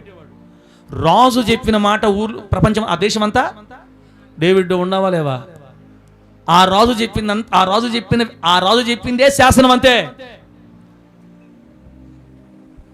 పై నుంచి పైోడి నుంచి కిందోడి దాకా మొత్తం ఎవరు మాటినాలా? రాజు మాటినాలా. రాజుకి వ్యతిరేకంగా లేస్తే తల తీసేయి. విజయనగర సామ్రాజ్యంలో ఉన్న ప్రజలందరూ శ్రీకృష్ణదేవరాయలను పొగడుతుండిరి. అంటే ఆయన మాటే విన్నారు, ఆయన చెప్పిందే చేశారు, ఆయన రూల్సే ఫాలో అయ్యారు. తేడా వస్తే విజయనగర సామ్రాజ్యాధినేత శ్రీకృష్ణదేవరాయలు తలదీశాడు అంతే.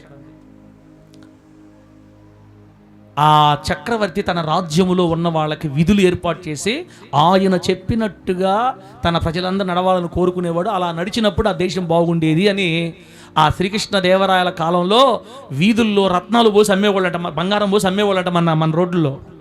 అంటే మన ఇండియాలో అంత ఎక్కువ ఉండేది బంగారం. నేనైతే చూడని అడగబాకండి, నాకు తెలీదు, చెప్తుంటే విన్నా. మన దేశపు మన రాష్ట్రాల వీధుల్లో బంగారం వజ్రాలు పోసి రత్నాలు పోసి అమ్మేవాళ్ళంట. ఏం చేయాలి అర్థం కాక మన వాళ్ళకి అమ్ముకునేవాళ్ళు. మొత్తం వచ్చి పట్టుకుపోయి రెడీచి మనంతా వాళ్ళు పట్టుకుపోయి వాళ్ళు పెద్దవాళ్ళు అయ్యారు, మనం మాత్రం పెట్టే ఉన్నాం. సరేలే, దేవుడి స్తోత్రం. ఏదేమైనా మళ్ళీ అయ్యింది, మళ్ళీ అట్ట మాట్లాడితే అదొక బాధలు. మళ్ళీ మనకు అది వద్దులే. ఒక రాజు తన రాజ్యంలో ఉన్న ప్రజలందరికీ శాసనాలు పెడతాడు, ఆ శాసనాలు ఫాలో అవ్వాలి. దాన్ని ఆ రాజుగారి రాజ్యం అంటారు. వెళ్ళారా? అలాగే మన పరలోకపు తండ్రికి ఒక రాజ్యం ఉంది. ఆయన రాజ్యం చెప్పండి, ఎక్కడుంది ఆయన రాజ్యం? పరలోక రాజ్యం. పరలోక రాజ్యం, మూడో ఆకాశం పైన ఆయన రాజ్యం ఉంది. ఆల్రెడీ ఆయన మన కోసం రాజ్యాన్ని కట్టాడు. నా తండ్రి ఇంట్లో అనేక నివాసాలు ఉన్నాయి, నేను వెళ్ళి మీకోసం కడతానల్లా సిద్ధపరుస్తానన్నాడు. ఆల్రెడీ బిల్డింగ్లు ఉన్నాయాడా? ఎవరెవరైతే ఏ సైడ్కి వెళ్తారో, పరలోకం వెళ్తారో వాళ్ళందరికీ రూములని ఏర్పాటు చేసి, మొత్తం ఇల్లులు ఏర్పాటు చేసి మొత్తం అప్పుడు వచ్చి తీసుకుపోతాడు నుంచి వచ్చి. అంటే ఎంతమంది పరలోకం వెళ్తారో ముందే ఆయన ఫిక్స్ చేసాడు. కాబట్టి ఆటోమేటిక్గా అక్కడ ఇల్లుని రెడీ చేసేస్తాడు. ఫస్ట్ పాస్టర్లు చెప్తుంటారు వాక్యం, కొంతమంది ఏడగానే ప్రార్థన చేస్తే సిమెంట్ రాళ్ళు పోతుంటాయంట. ఏడ దాన ధర్మాలు చేస్తే మనకు సిమెంట్ చెప్తుంటారు పైకి, సిమెంటు రాళ్ళు. చెప్పొచ్చులే బిడ్డలు కొంచెం ఉత్తేజపరిచేదానికి. నువ్వు ఏడ ప్రార్థన చేస్తేనే సిమెంట్ రాళ్ళు పోయే పని అయితే మనం అందరూ మొండి గోడలో నివాసం ఉండాలి.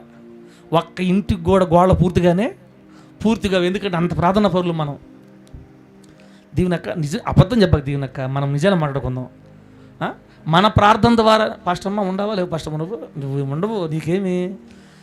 మన ప్రార్థన ద్వారానే సిమెంటు కంకర రాళ్ళు కానీ పోయే పని అయితే, మన దాన ధర్మాల ద్వారానే కానీ పరలోకం ఇల్లు కట్టడం నిజమైతే, అసలు నాకు తెలిసి ఒక్కడు కూడా ఇల్లు పూర్తి కాదు. దొరికితే అందరూ దొంగలే. దొరకలేదు కాబట్టి దొరలం మనమే. వేకుజాము 4 గంటలకి ఆసక్తి కలిసి ప్రార్థన చేసి ఎత్తమని చేతులు ఎత్తానంటే మీరు ఎత్తిన నేను నమ్మను. ఏదో హుషారున్నప్పుడు కాస్త భక్తి బాగా పనిచేసినప్పుడు లేచి చేస్తారు అట్లాగని ఎవరు చేయట్లేదని నేను అన్నగాని బిడ్డలారా, చాలా తక్కువ పర్సెంట్ చేస్తారు. 20 మందిలో 2-3 చేస్తారు. సమయానికి ఖచ్చితంగా లేచి బాధ్యతగా చేసుకుంటారు. 17 మంది ఒకటే పార్టీ, 6కి లేస్తారు, 7కి లేస్తారు, 8కి లేస్తారు, వాళ్ళ ఇష్టం అది. పని చేసుకునే వాళ్ళు, అలవాటుగా లేసేవాళ్ళు, వాళ్ళు కొంచెం ప్రార్థన చేసుకుని గుడి వెళ్ళిపోతారు. చేసుకుంటాం. మనం ప్రార్థన చేస్తేనే, మనం ఇక్కడ ధర్మకార్యాలు చేస్తేనే ఏందయ్యా రాళ్ళు సిమెంటు అన్నీ ఎక్కడి నుంచి ఇటుకలు పోయే పని అయితే అసలు మన ఇల్లు పూర్తి కావడం కాదు కదా, ఒక్క గోడ కూడా కట్టబడరు. అటు చెప్తారు మనల్ని ఉత్తేజించపరచడానికి. అక్కడ ఇల్లు కట్టట్ల దేవుడు, ఆల్రెడీ కట్టేసి ఉన్నాయి. నా తండ్రి ఇంటిలో అనేక నివాసములు ఉన్నాయి, లేని ఎడల మీతో చెప్తాను. ఆల్రెడీ ఉన్నాయి, కట్టున్నాయి. ఆ కట్టిన ఇళ్లల్లోకి వెళ్ళి ఎవరెవరికి ఏ రూములు ఇవ్వాలో సిద్ధపరుస్తా. నేను వెళ్ళి మీకోసం నివాసాలు సిద్ధపరిచి నేనుండు స్థలములో మీరును ఉండులాగున మరలా వచ్చి నేను మిమ్మల్ని తీసుకొని పోతానని చెప్పాడు దేవుడు మనకి. ప్రభువు నామానికి మహిమ కలుగును గాక. అంటే ఈ భూమి పుట్టక ముందే పరలోక రాజ్యంలో ఎంతమంది ఉండాలో ఆల్రెడీ నంబర్ ఫిక్స్ అయిపోయింది యేసునామములో. అంతే. భూమి పుట్టక ముందే, జగత్తుకు పునాది వేయకముందే మహా తండ్రి ఎన్ని కోట్ల మంది పరలోక రాజ్యంలో ఉండాలి, ఎవరెవరు పరలోకం వెళ్తారో మొత్తం ఫిక్స్ అయిపోయింది లెక్క. మనం ప్రార్థన చేస్తే పరలోకం పోవటం కాదు, మన కోసం యేసయ్య రక్తం కార్చాడు కాబట్టి మనం పరలోకం పోతాం యేసునామములో. మనం నీతిమంతులు అయినందుకు మనం పరలోకం పోవట్లా, ఆయన నీతి మన మీద కప్పాడు కాబట్టి మనం పరలోకం వెళ్తున్నాం రేపు. నా మాట అర్థమవుతున్నాయా? ఇప్పుడు మన పరలోకం పోతాం పోవా? ఖచ్చితంగా పోతాం. ఇల్లు 7 నుంచి సిమెంట్లు బావు, ఆల్రెడీ కట్టేసి ఉంది. ఆడ సిమెంట్లు ఉండవు, ఆడ ఉండేది మొత్తం ధగ ధగ మెరయు సూర్యకాంతము వలెనే జ్వలించుచున్న దివ్యమైన మహిమ నగరములో. యేసయ్య గట్టి సామ్రాజ్యం అంతా ధగ ధగ మెరిసే రత్నాలు, ధగ ధగ మెరిసే సూర్యకాంతపు రత్నాలు, రత్నములతో ముత్యములతో కట్టున్నాడు ఆ నగరాన్ని దేవుడు మన కోసం. అంతా మన కోసమే కాదు, ఆల్రెడీ కొంతమంది ఉన్నారు అక్కడ, ఆ దేవదూతలు, దేవుడు, వాళ్ళ గందరగోళం ఉంటుందా, మన కోసం కొన్ని నివాసాలు రెడీ చేసి మనల్ని తీసుకెళ్తారు అనమాట. అది మహాసుందరమైన సియోన్ నగరం బిడ్డలారా. అయితే ఇప్పుడు ఆ రాజ్యానికి రాజు ఎవరు? పరలోక రాజ్యానికి రాజు ఎవరు? మనం ఆరాధిస్తున్నా యేసయ్య. ఇప్పుడు పరలోకంలో ఎవరు రూల్స్ ఫాలో అవుతుంటారు? దేవుని రూల్స్ ఫాలో అవుతుంటారు. పరలోకంలో ఉన్న వాళ్ళందరూ ఆయన చెప్పిన రూల్స్ ప్రకారం జీవించాలా. మన దేవుడు ఎవరో? పాపే పరిశుద్ధుడా? మన దేవుడు పాపే పరిశుద్ధుడా? పరిశుద్ధుడు. ఆయన పరిశుద్ధుడు కనుక పరలోకంలో ఉన్న వాళ్ళందరూ ఎట్లా ఉండాలి? పరిశుద్ధులుగా ఉండాలి. పరలోకంలో కొన్ని రూల్స్ ఉన్నాయి. ఆ పరలోక రాజ్యాన్ని దేవుని రాజ్యం అంటారు. ఓకే, ఆ దేవుని రాజ్యంలో కొన్ని రూల్స్ ఉన్నాయి బిడ్డలారా. మనం ఏం చేయాలంటే ఈ భూమి మీద పరలోక రాజ్యములో దేవుడు పెట్టిన రూల్స్ బైబిల్ గ్రంథంలో రాయించి పెట్టాడు. దేవుడికి స్తోత్రం కలుగును గాక. చెప్పండి గట్టిగా హల్లెలూయా. పరలోక రాజ్యంలో ఏ రూల్స్ ఉంటాయో మనకు బైబిల్ రాసి పెట్టాడు దేవుడు. ఆ రూల్స్ని భూమి మీద మనం ఫాలో అవ్వాలా. భూమి మీద ఫాలో అవ్వాలి. ఏంటి ఆ రూల్స్? నిన్ను వల్లే నీ పొరుగు వారిని ప్రేమించు, ఎవరిని బాధ పెట్టద్దు, కళ్ళు నీ దేహానికి దీపం, కళ్ళు జాగ్రత్త, ఆసూపులు ఈసూపులు చూడొద్దు. మీరు ఏదైనా ధర్మం చేయాలనుకున్నప్పుడు కానుక వాళ్ళప్పుడు అందరికి చూపిస్తా కాగితాలు, నేను కాక పెద్ద ఇస్తాను 4 కాగితాలు, 100 రూపాయల కాగితాలు అందరూ చూపించి ఇద్దు. నీ ధర్మం షార్ట్గా ఉండాలా. ఉపవాసం చేసేటప్పుడు తలస్నానం చేసి మొఖాలు దిగులు వేసుకొని వాడు అడగకపోయినా ఏమాట ఉండే బెదరు ఉపవాసం అటు బయట పెట్టుకోవద్దు. నేను కాక పెద్ద ఉపవాసం అటు చూపించుకోవద్దు. రూమ్లోకి వెళ్ళి తలుపేసుకొని అసలు ఉపవాసం ఉన్న సంగతి బయట తెలియకుండా ఇలా కొన్ని రూల్స్ చెప్పాడు ఆయన. ఎలా మాట్లాడాలి, ఎలా నడవాలి, ఎలా ఉండాలి, ఎలా జీవించాలి. ఈ లోకానికి మీరు వేరుగా ఉండండి. మూర్ఖమైన వక్రతనం వారికి దూరంగా ఉండండి. వాళ్ళలాగా మీరు మాట్లాడకూడదు. సరసాల మాటలు మాట్లాడకూడదు. కామ వికార చేష్టలు మీకు ఉండకూడదు. భార్యలు ఉన్నవారు లేనట్టుగా ఉండండి. పాపం కొరకు మీరు ఎక్కువ ప్రోకులాడద్దు. శరీరాన్ని జాగ్రత్త కాపాడుకోండి. కొన్ని రూల్స్ పెట్టాడు ఆయన. బైబిల్లో ఎన్ని ఉన్నాయి. వాటిల్ని ఈ భూమి మీద మనం అనుసరిస్తుంటే అప్పుడు దాని అర్థం ఏంటంటే మనం దేవుని రాజ్యాన్ని వెతకుతున్నట్టు లెక్క. ఆమేన్ చెప్పండి గట్టిగా, గట్టిగా చెప్పండి హల్లెలూయా. పరలోక రాజ్యములో ఉన్న దేవుని రూల్స్ని భూమి మీద మనం ఫాలో అవ్వడానికి ఇష్టపడి ఆ దేవుని నియమాలను అనుసరించి నడుస్తుంటే, ఒక్క మాట చెప్పాలంటే దేవుని వాక్యానుసారంగా భూమి మీద నడవడం నువ్వు ఇష్టపడుతుంటే నువ్వు దేవుని రాజ్యమును వెతికిన వాడవుగా లెక్క. బిడ్డలారా అర్థమైందా? అంటే ఈ భూమి మీద ఎవరైతే దేవుని వాక్యానుసారంగా బతుకుతారో, దేవుని వాక్యానుసారంగా ఈ భూమి మీద జీవిస్తారో, వాళ్ళు దేవుని రాజ్యమును భూమి మీద వెతికినట్లు లెక్క అనమాట. అందుకే బిడ్డల బైబిల్లో లోకాసువార్త 17:21లో లోకాసువార్త 17:21 ఏముందంటే, దేవుని రాజ్యము మీ మధ్యనే ఉన్నదని యేసుప్రభు చెప్తారు. దేవుని రాజ్యం ఇప్పుడు మీ మధ్యలోనే ఉందని, అంటే దేవుని రాజ్యం నియమాలు, వాక్యం మన మధ్యలోకి వచ్చింది. ఆ వాక్యానుసారంగా ఆయనకి విధేయత చూపి, యేసయ్యకి విధేయత చూపి, యేసయ్య పరిపాలన మనం ఇష్టపడి, మన మీద దేవుని ప్రభువుగా ఉండడానికి ఆయన, ఇప్పుడు దేవుని రాజ్యంలో ప్రభు ఆయన కింద మనుషులు మనం ఆయన పరిపాలన కింద బతకాల. ఆయనే మన రాజు, ఆయన చెప్పినట్టు మనం జీవించాలి, ఆయన్ని మనకు ప్రభువుగా ఎంచాలి, ఆయన రూట్లో మనం వెళ్ళాలి. ఒక రాజు తన రాజ్యంలో ఉన్న ప్రజలందరూ తనకు లోబడాలని ఎలా కోరుకుంటాడో, పరలోకపు రాజు అయిన మన యేసయ్య ఆయన పిల్లలమైన మనం ఆయనకు లోబడాలని కోరుకుంటాడు. మనం ప్రభువుకు అప్పగించుకొని మన జీవితాన్ని పరిశుద్ధపరచుకొని దైవికమైన శ్రద్ధ కలిగి ప్రభువు కోసం ఈ భూలోకంలో నమ్మకంగా మనం జీవిస్తూ ఉంటే మనల్ని ఏమంటారు తెలుసా? నా బిడ్డ దేవుని రాజ్యాన్ని వెతకుతున్నాడు అంటారు. దేవుడి స్తోత్రం కలుగును గాక. గట్టిగా చెప్పండి హల్లెలూయా.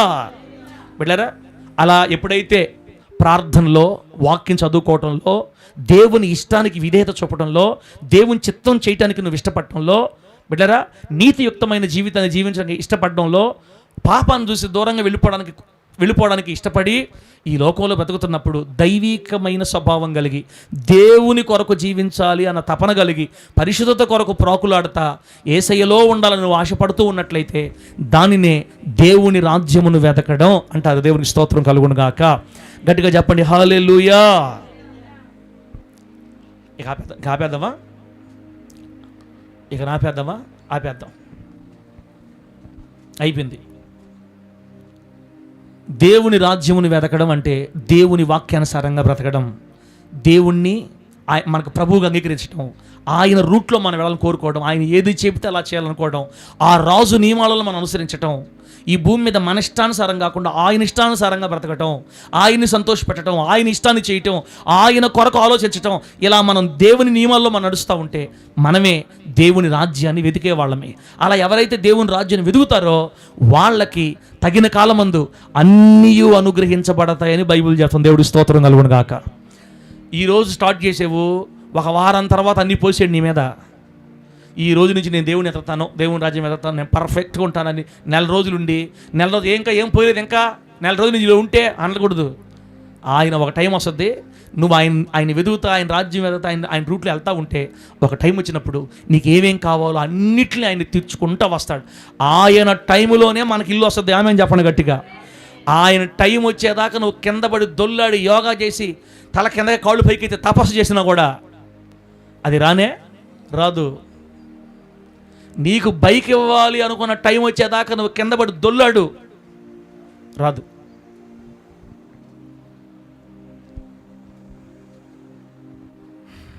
అప్పుడప్పుడు మా అమ్మ అనేది నాతోటి, వరే ఆడపిల్లలు 2 ఉన్నారు, వాళ్ళకి ఏదైనా వస్తువులు చేయించుకుంటే కదా నువ్వు, బంగారు వస్తువులు, రేపు సిగ్గుబాద్దురా, ఇంకా నువ్వు వాళ్ళకి 20 సంవత్సరాలు వస్తున్నావు, ఏం తీసుకురా.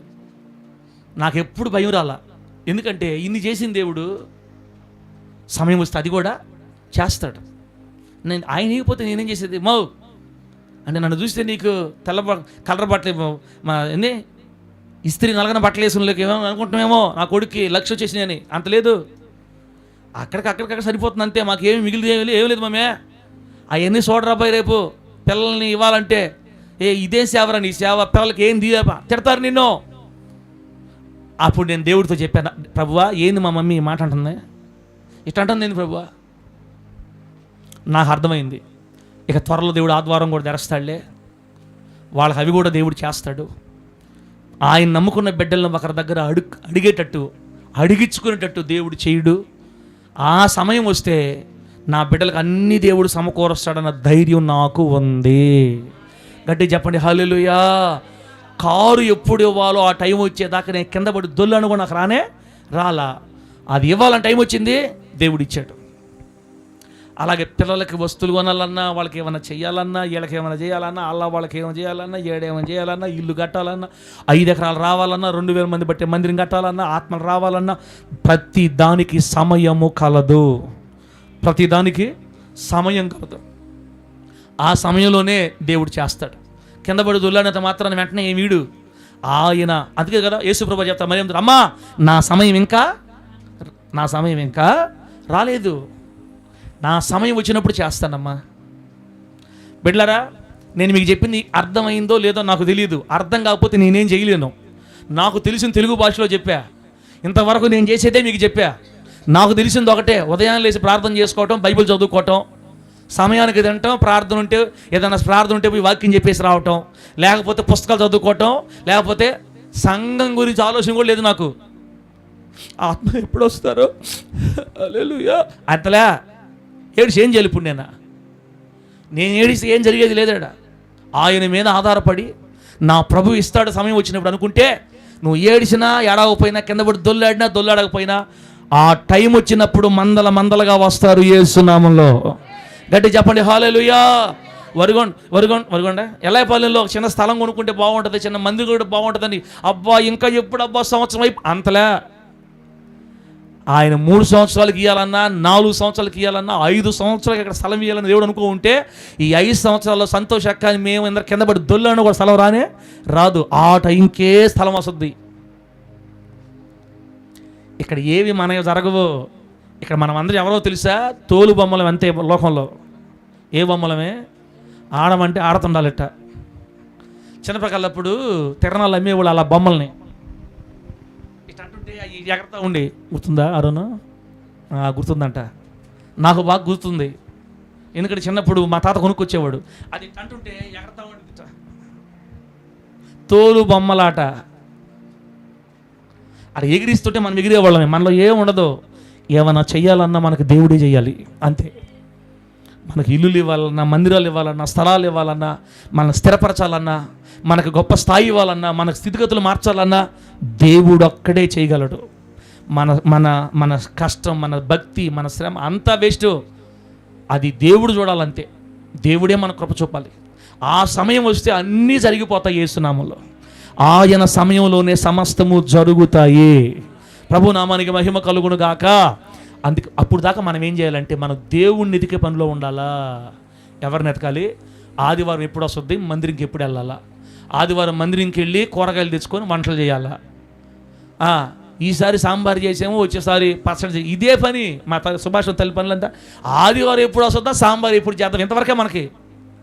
రేపు అది ఎట్ట చేయాలి, ఇది ఎట్ట పోవాలి, ఇప్పుడు స్థలం ఎట్ట, మాకు మందిరం పెద్ద స్థలం ఎట్ట, నెల్లూరులో ఎక్కడ మనకు అవసరం మనకని మనం ఏం చేయగలుగుతున్నామేడా?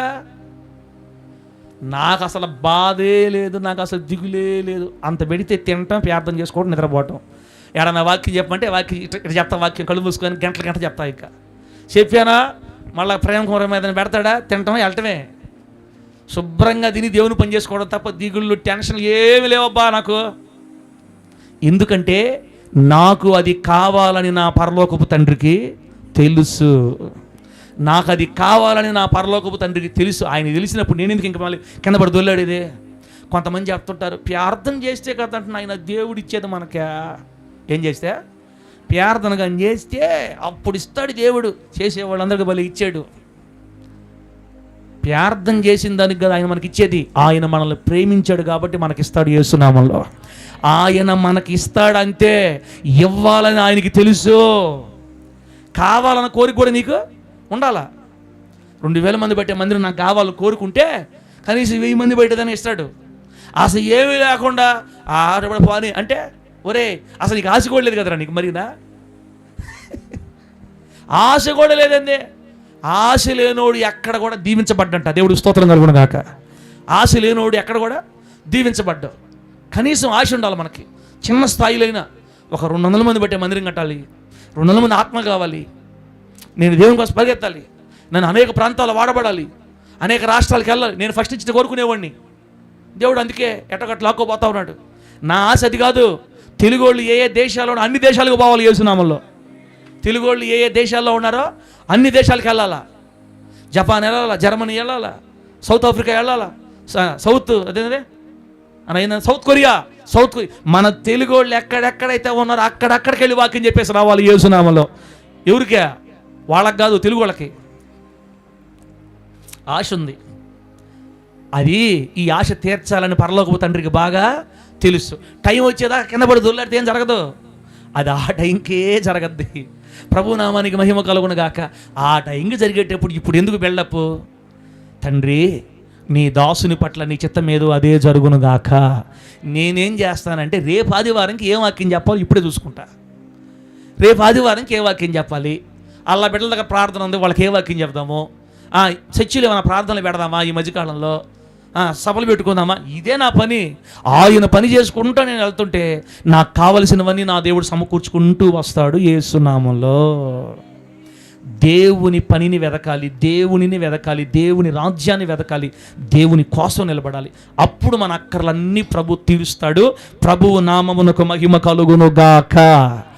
బట్టన్లు లేని, గుండీలు పగిలిపోయిన షర్ట్లు నా దగ్గర నుంచి పోవాలంటే నాకు 8 సంవత్సరాలు పట్టింది. కొరతలు లేని స్థితిని నా కళ్ళతో చూడాలంటే 12 సంవత్సరాలు పట్టింది. అప్పుడు దాకా మర్యాద నేను ఆగాల. ఇదేంది చర్చి సేవలోకి వస్తే 2 సంవత్సరాలకి ఎట్లా ఉంది ఏంది, సేవ లేదు అసలు అనకూడదు. మనం 2 సంవత్సరాలకి 12 సంవత్సరాల దాకా కాసుకుంటే కదా, 14 సంవత్సరాల దాకా నిలబడితే కదా ఈ స్థితి మన కళ్ళతో చూస్తామా? కొంతమందికి నిన్న సేవలోకి వస్తే ఈరోజు బిల్డింగ్ కట్టేలా, రేపు 100 మంది వచ్చేయాలా. ప్రేమ కుమార్ తమ్ముడా, నిన్న సేవ చేశారు, స్టార్ట్ చేశారు, ఈ రోజుకి మందిరం కట్టేయాలి, రేపు 200 మంది వచ్చేసేయాలి. లేట్ కూడా ఉండకూడదు. షార్ట్ కట్లో అభివృద్ధి అయిపోవాలి మనం అంతే. షార్ట్ కట్లో సేవలో షార్ట్ కట్లు ఉండవు, ఒకటే రూటు. ఇది సంవత్సరాల తరబడి నలగొట్టి స్టైల్ మాట్లాడి పోవాలి పాస్టర్కి ముందు. ఏం మాటలు? స్టైల్ మాట్లాడి నలగొడతాడంతే, ఎక్కడిదక్కడ రాలగొడతాడు. కొంతమంది చూడండి, ఆ దేవుడు అంటుంటారు, మొత్తం రాలగొడతాడు ఒక రోజుకి. మళ్ళీ స్టైల్ కొడుతుంటారు. అదే అతను ఏంది ఇలా ఉంటాడు, మొత్తం రాలగొట్టి ఏమి లేదులే దేవుడి దయ వల్ల అనే రోజులు వస్తాయి.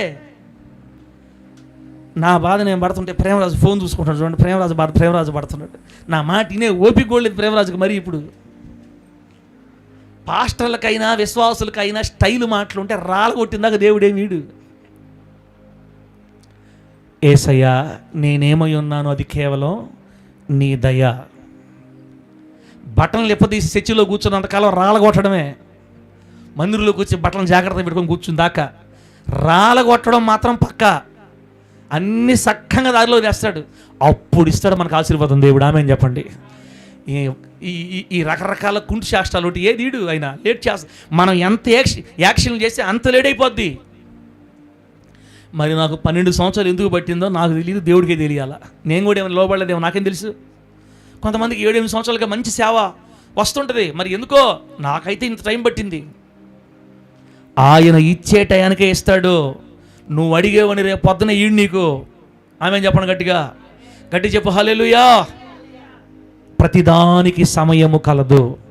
కాబట్టి దేవునిని వెతకాలి, దేవుని రాజ్యాన్ని వెతకాలి. రెండో మాట పెట్టారా, ప్రార్థన చేస్తాలే. రెండో మాట దేవుని నీతిని వెతకాలి. చెప్పండి, ఏ నీతి? దేవుని నీతి. బిడ్డలారా, నేను ప్రార్థనా పరుని కాబట్టి దేవుడు నాకు ఈ కార్యం చేశాడని నీ నోటితో సత్యదాకా చెప్పకూడదు నువ్వు. అసలు ఏం చెప్పాను నేను ప్రార్థన చేశాను, నా ప్రార్థన నా దేవుడిని నాకు ఇది ఇచ్చాడన్న మాట సత్యదాకా నీ నోటితో రాకూడదు. ఎందుకంటే మన నీతిని బట్టి ఆయన మనకి ఏమీ చేయడు. గుర్తుపెట్టుకోండి. ఎందుకు? మన నీతి క్రియలన్నీ ఆయన దృష్టికి ఎట్లా ఉన్నాయి? మన నీతి క్రియలు ఆయన దృష్టికి ఎలా ఉన్నాయి? మురికి పేలిక. అనండి ఏ పేలిక? హలో, ఏ పేలిక?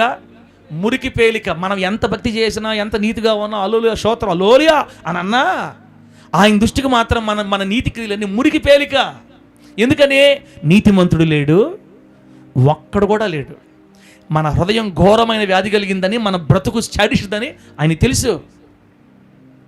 మన నీతిని బట్టి ఆయన మనకి ఏం చేయడు. అందుకే మన నీతిని మనం నమ్ముకోకూడదు, దేవుని నీతిని ఎదకాలి. మనలో ఏ విషయంలో మనం పర్ఫెక్ట్ కాదు. ఎంత పరిశుద్ధంగా ఉండాలనుకున్నా ఏదో ఒక దగ్గర తప్పిపోతూ ఉంటాం. అనేక విషయాల్లో మనం తప్పిపోతూ ఉంటాం. ఒక్కొక్కసారి తప్పిపోయా మనమేంటి నీతి గురించి మాట్లాడేది? మన మీద ఉన్నది మన నీతి కాదు, దేవుని నీతి మన మీద కప్పబడింది. దేవుడికి స్తోత్రం కలుగును గాక. సిలువలో యేసు ప్రభు వారు ప్రాణం పెట్టిన తర్వాత ఆయన సిలువలో ఎందుకు చనిపోయారు? మన పాపాన్ని ఆయన మీద వేసుకొని ఆయన చనిపోయాడు. లోకంలో ఉన్న మనుషులందరి పాపం ఆయన మీద మోపబడింది, ఆయన చనిపోయాడు. మన పాపాన్ని సిలువలో ఆయన ఎలా తీసుకున్నాడో ఆయన నీతి మన మీదకు వచ్చేసింది. దేవుడికి స్తోత్రం కలుగును గాక. క్రీస్తు ద్వారా మనము దేవుని నీతిగా మార్చబడ్డాం. యేసయ్య రక్తమును బట్టి మనము దేవుని నీతిగా మార్చబడ్డాం. ఆమేనండి. యేసుక్రీస్తు రక్తములో కడగబడిన ప్రతి వ్యక్తి దేవుని నీతిగా మారాడు. ఇప్పుడు యేసు రక్తాన్ని బట్టి మన నీతిమంతులవి. అది కూడా ఎవరి నీతి? ఇది మన నీతి కాదు. ఎవరి నీతే? ఆయన నీతి మనకు వచ్చేసింది. ఒక్క మాటలో చెప్పాలంటే దేవుని నీతి అనే దుప్పటి మనం కప్పుకొని బతకుతున్నాము. హలో, ఏ దుప్పటే? మనం కప్పుకున్న దుప్పటి పేరు ఏం పేరు? ఏందే? సలురొగ్గా. మనం కప్పుకున్న దుప్పటి పేరు ఏం పేరు? దేవుని నీతి అనే దుప్పటి. మనం దుప్పటి కప్పుకొని దేవుని నీతి అనే దుప్పటి కింద బతుకుతున్నాం. మనం పైకి దేవుని కంటికి మనం నీతి మంతులుగా కనబడుతున్నాం. ఎందుకంటే మనల్ని కప్పి ఉన్నది దేవుని నీతి. అందుకే మనం పరలోకం పోతామని చెప్తున్నాం. ఆమె చెప్పడం గట్టిగా. మన నీతిని బట్టే పరలోకం పోయే పని అయితే ఒక్కడు కూడా పరలోకానికే పోడు. మనల్ని కప్పి ఉన్న దుప్పటే మనల్ని పరలోకం తీసుకెళ్తుంది. అంటే యేసు ప్రభు వారి రక్తము ద్వారా దేవుని నీతి అనే దుప్పటి కప్పుకొని మనం బతుకుతున్నాం. లోపల మనదంతా కంపే. ఆ కంపును తీసుకోవడానికి ప్రయత్నం చేసి బతకాలి. మనం పోరాడాలి. ఇది పోరాటం. సత్యదాకా ఈ పోరాటం ఆగదు. ఈ పోరాటం ఆగేది ఎప్పుడో, మనం బతికేది ఎప్పుడు, మన నీతికి నిలబడేది ఎప్పుడో. దాంతో పెట్టుకుంటే కుదరదని దేవుడే ప్రాణం పెట్టి ఆయన రక్తం ద్వారా మన మీద నీతి అనే దుప్పటి కప్పాడు. ఆ దేవుని నీతిని కలిగి భూమి మీద మనం బతుకుతున్నాం. దేవునికి స్తోత్రం కలుగును గాక. మరలా చెప్తున్నాను, నేను 3 రోజులు ఉపవాస ప్రార్థన ఉండడం వల్ల దేవుడు నాకు ఈ పని చేశాడని అని చెప్పితే నువ్వు గర్విస్తున్నావు అని గుర్తు. నేను దేవుడి దగ్గర గోజాడి ఆడవటం వల్ల నా దేవుడు నాకు ఈ కార్యం, మన ప్రార్థనను బట్టి మన భక్తిని బట్టి ఏదో జరిగిందని మనం అనుకోవటమే దేవుని నీతిని కాకుండా మన నీతిని వెతకటం అని అర్థం. నీ నోటితో ఎప్పుడు కూడా నీ నీతిని ప్రజెంట్ చేయకూడదు. మన నోటితో మన గొప్పతనాన్ని ఎప్పుడు చెప్పుకోకూడదు. మన ప్రార్థనలు, మన కన్నీళ్ళు దేవుడు చూసి మనకు సమాధానం చెప్పకూడదు. ఆయన నీతి అనే దుప్పటి మన మీద ఉంది కాబట్టి ఆయన మన కోసం గొప్ప కార్యాలు చేస్తున్నాడు. ప్రతి విషయంలో మనం దేవునికే మనం ఓటేయాలి. దేవునికే మహిమను తేవాలి. ఆయనే కనపరచబడాలి. ఆయన మహిమను మనం ఎన్నటికీ దొంగిలించకూడదు. దేవుడికి స్తోత్రం కలుగును గాక. నా మాటలు అర్థం కాలేదు కాబట్టి మీరు ఒక రకంగా చూస్తున్నారు, ఆకాశంలో చూస్తున్నారు. ఏంది ఇది నిజమేనా? మనం ప్రార్థన చేసే దేవుడు మనకేం చేయడా? నువ్వు ప్రార్థన చేసి నీకు దొరికిందనుకో, అయినా కూడా నువ్వు ఆ మాట చెప్పకూడదు. దేవుడు దయ వల్ల నాకు దేవుడు ఇచ్చాడని చెప్పాలి. ఆశ ఉండింది నాకు, దేవుడు నాకు ఇచ్చాడని చెప్పాలి. అంతే. మనం వేస్ట్ తమ్ముడా. మనం వేస్ట్. 100% మనం వేస్ట్. మనలో ఏం లేదు. ఏదన్నా ఉందంటే దేవుని కృప. అందుకే దేవుడు చెప్తున్నాడు, మీరు మొదట నా రాజ్యాన్ని, రెండోది నా నీతిని వెతకండి. అంటే మీరు బతుకుండేది, మీరు భక్తి చేసేది నా వల్లని గ్రహించండి. నా నీతే మీ నీతిగా మార్చబడిందిరా. మీ నీతి ఏం లేదు ఇంక మళ్ళీ ఇక్కడ. ఒకవేళ మీరు భక్తి చేస్తున్నారు, నడుము కట్టుకున్నారు, ప్రార్థన చేసుకున్నారు, ఓకే, అంత మాత్రం చేత మీ నీతి కదా అది నా నీతి, నేను ఇచ్చిన నీతి. ప్రతి చిన్న విషయానికి దేవుని మీద ఆధారపడి దేవుని వల్లే నిలబడి ఉన్నాను, దేవుని వల్లే చేయగలుగుతున్నాను, దేవుని వల్లే ఉండగలుగుతున్నాను. ఈరోజు నేను భక్తిపరుని అయింది నా దేవుని వల్ల. ఎలా ఉండాలి మన జీవితం అంతా? ఆయన నీతిని వెతుక్కుంటూ వెళ్ళాలి. ఆయన నీతిలో మనం బ్రతకాల. ఇలా దేవుని నీతిని మనం అప్లై చేసుకోవడాన్ని మనం దేవుని నీతి వెతకడం అంటారు. సొంత నీతిని సమాధి చేసి, సొంత భక్తి మాటలు సమాధి చేసి దేవుని నీతి వల్ల నేను బతకగలుగుతున్నానని చెప్పగలిగినప్పుడు ఇక నువ్వు ఏమి కావాలనుకున్నావో, ఏమి కోరుకున్నావో అవన్నీ నా దేవుడు నీకు తీసుకెళ్తాడు యేసు నామములో. గట్టిగా చెప్పండి హల్లెలూయా. ఈ 2 మాటలు మీ గుండెల్లో పెట్టుకుంటే టయానికి సమయం వచ్చినప్పుడు మీరు పైకి లేస్తారు యేసు నామములో. ఏం చెప్పాను ఆయన ఉండవా? I command out in the name of Jesus Christ. బయటిరా. దేవుని రాజ్యం, ఆయన మన రాజు. ఆయన రూల్స్ పాటించుకుంటూ ఈ భూమి మీద మనం బతకాలి. దేవుని రాజ్య విధులు మరి ఫాలో అవుతాం, మనం బతకాలి. 2, నీతి నాది కాదయ్యా, ఈ నీతి నీది. నీ వల్ల నేను నీతిమంతుడిని. నా క్రియలు అన్ని మురికి, నాలో ఏమి లేదు మంచి. నీ నీతి వల్లే నేను ఇంత భక్తిలో ఉన్నాను. నీ నీతి వల్లే నేను సాక్ష్యం కలిగి ఉన్నాను. నీ నీతి వల్లే నాకు ఇంత మంచి పేరు. నీ నీతి వల్లే నాకు ఇంత మంచి సేవ. నీ నీతి మూలంగానే 4 బ్రాంచీలు ఇచ్చావు. నీ నీతి మూలంగానే 2 మందిరాలు కట్టించావు. నీ నీతి మూలంగానే నాకు కారు ఇచ్చావు. నీ నీతి మూలంగానే నా పేదరికాన్ని పోగొట్టావు. నీ నీతి వలననే నేను ఈ స్థితిలో ఉన్నానని మనం చెప్పుకుంటూ వెళితే ఆయన నీతిని వెదికిన వాళ్ళం అవుతాం యేసు నామములో. ఇలా ఎవరైతే బతకగలుగుతారో వాళ్ళకి తగిన కాలమందు తిండి, బట్ట, నివాసం అన్నీ దేవుడు సమకూర్చి ఏ కొరతలు ఉన్నాయో అన్ని కొరతలు తీర్చుకుంటా ఒకనాటికి నిన్ను సర్వ సమృద్ధిలోనికి నా దేవుడు తీసుకెళ్ళిపోతాడు యేసు నామములో. ఈరోజు నేను చెప్పిన మాట, ఇప్పుడు నాకు కొరతలు లేవు, ఇప్పుడు నేను ఏ విషయంలో నేను కొరతలు చూడట్లేదు, ఆయన అన్నిట్లో నాకు సమృద్ధినిచ్చాడు, అన్నిట్లో నాకు ఏ కొరత లేదని నేను చెప్తున్నానే, అలా నీకు దేవుడు రాబోయే రోజులు ఆ స్థాయికి ఖచ్చితంగా తీసుకొని వస్తాడు. ఇక కొరతలు నీ కళ్ళ కనబడకుండా చేస్తాడు, అన్నిట్లో నేను సమృద్ధిగా నిలుపుతాడు, నేను దీవిస్తాడు, నిలబెడతాడు, వాడుకుంటాడు, ఆయన మహిమగల పాత్రగా వాడుకుంటాడు. కాబట్టి మనం వెతకాల్సింది దేవుని రాజ్యం, దేవుని నీతి. ఈ మాటలు మనకు ఆశీర్వాదంగా ప్రభువు మార్చి ఆయన వాక్యపు లోతుల్లో వర్ధలు చేసి కృపలో స్థిరపరచును గాక. ఆమేన్.